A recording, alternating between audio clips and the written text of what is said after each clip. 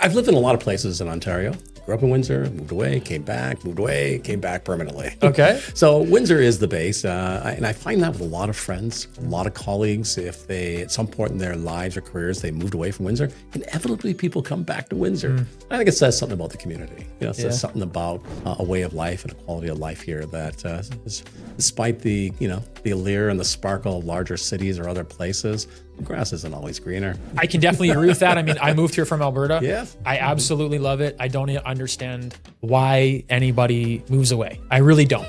Great access to the United States, great living, great weather, great cost of it's great. Yes. So I'm with you on that.